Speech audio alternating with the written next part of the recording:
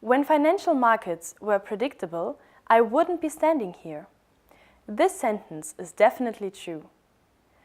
A very big proportion of the daily movements of the markets are unexplainable on forehand. This is because finance is a social science, unlike, for example, mathematics. Financial markets go up and down in quite a random walk. This is also very logic. If a market or a security would be predictable, people would directly anticipate on it. See this as a 100-euro note lies on the streets. If markets are efficient, it would be directly taken by someone. If markets are not efficient, the 100-euro note would stay there for a while before someone would pick it up. What do we mean by market efficiency? In another video, we will explain it more in detail, but now discuss only the highlights of it. The more information goes to the markets in a smooth way, the more efficient markets are, people always say. Items that influence market efficiency are information, transaction cost, taxes, geographical barriers, trading systems, etc. Of course, nowadays, geographical barriers hardly exist anymore in the internet era.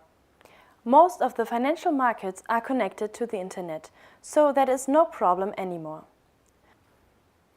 What we now only see in this perspective is that the so-called high-frequency traders prefer to be physically near the stock exchanges in order to have the highest data connections. But for most of the market participants, the speed is hardly any issue anymore. The most important factor for market efficiency is the information for all the participants. In fact, this is the only way to make money in the financial markets.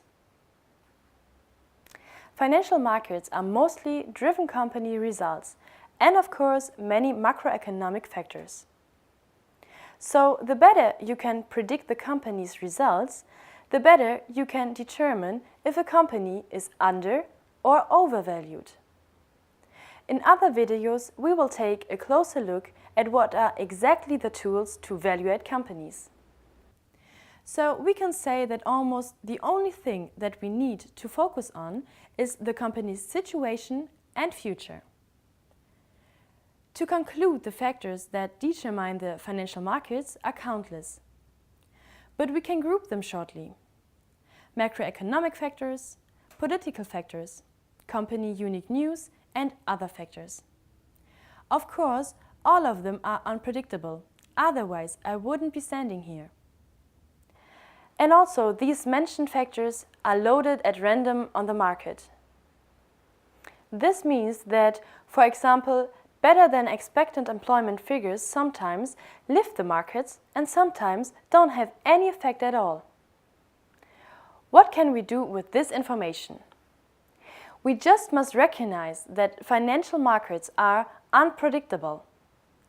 So I hear you asking, so then why invest in financial markets if it's all a random walk?